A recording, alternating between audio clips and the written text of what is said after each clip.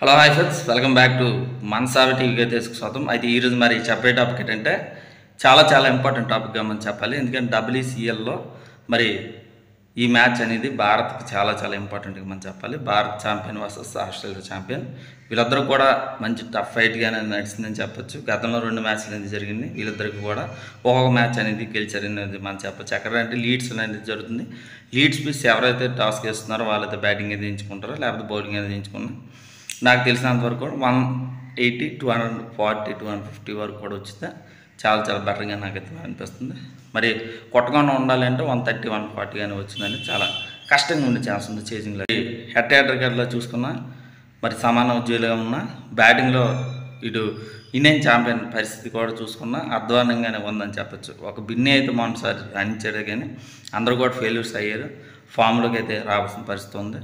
అంబటర్ కానీ, ఇర్ఫాన్ పఠాన్ నుండి కానీ, యూసఫ్ పఠాన్ నుండి కానీ వీళ్ళందరూ కూడా మంచి ఫామ్లోకి వస్తే చాలా చాలా మంచిది.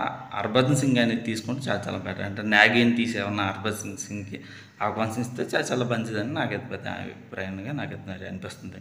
మరి ఆస్ట్రేలియా పరిస్థితి అయితే చాలా చాలా మరి టఫ్ టీమ్ కానీ మనం చెప్పచ్చు. లియన్ కానీ, స్టార్క్ కానీ, మరి ఇక్కడ క్రిస్టియన్ కానీ ఇలా చూసుకున్నా చాలా బలంగా ఉందని చెప్పచ్చు. బెట్లీ కానీ వీళ్ళందరూ కూడా చాలా బలంగా అయితే ఉన్నారని చెప్పచ్చు. మరి ఎలా ఎదుర్కొంటారు ఏంటని చూసుకుని పరిస్థితుంది. ఇలా చూసుకున్నా ఆస్ట్రేలియా పై చేయగానే ఉంది. మరి ఆస్ట్రేలియా ఎలా ఉండబోతుంది ఏంటి చూడాలి. భారత్ గెలుస్తుందా లేకపోతే ఏంటి ఓడిపోద్దా అనేది ఒక బిగ్ క్వశ్చన్గా నాకు. మరి ఇది ఫ్రెండ్స్, ఇంకా మా ఛానల్ ఇంకా సబ్స్క్రైబ్ చేయకపోతే వెంటనే మరి సబ్స్క్రైబ్ చేయండి, లైక్ షేర్ చేయండి. మీ ఫ్రెండ్స్ మీ వాట్సాప్లో తప్పనిసరిగా షేర్ అయిపోయింది మర్చిపో.